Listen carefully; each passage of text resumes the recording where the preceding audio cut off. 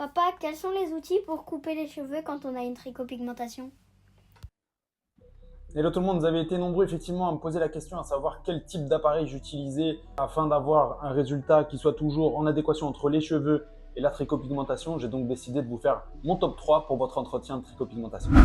À travers cette vidéo, je vais à chaque fois vous mettre un modèle un peu plus haut de gamme, un modèle un peu plus abordable afin de pouvoir combler tous les budgets. Dans un premier temps, bien évidemment, il est important pour moi d'évoquer la Wall Detailer, une tondeuse qui vous permettra de conserver une coupe très courte, ce qui va vous permettre d'avoir un effet vraiment homogène entre votre trichopigmentation et le cheveu. Le cuir chevelu va rester légèrement texturé, ce qui va permettre d'avoir une légère repousse. L'avantage, ça va être que vous n'allez pas avoir de coupure, peu d'irritation bien évidemment. C'est idéal pour un entretien, mais attention, en termes de limite, je vous mettrai que ce n'est pas un rasage à blanc. Et cela va demander un rasage rigoureux tous les 1 à 2 jours minimum.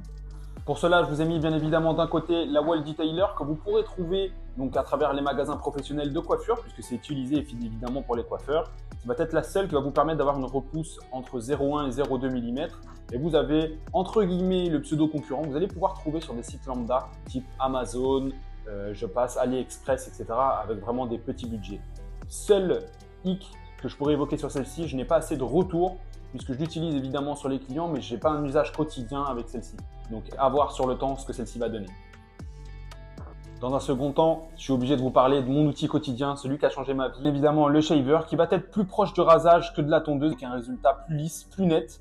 L'avantage, ça va être le gain de temps, la praticité, puisque du coup, le shaver permet d'absorber les cheveux qui peuvent être volatiles à défaut de la tondeuse, et moins de risque de coupure ou d'irritation.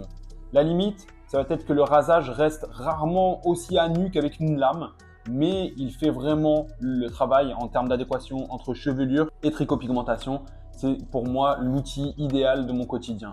Je vous évoque le mien, donc vous pouvez trouver sur Amazon avec un budget beaucoup plus abordable. Et de ce côté, c'est bien évidemment très important d'évoquer le School Shaver qui est le leader dans la catégorie.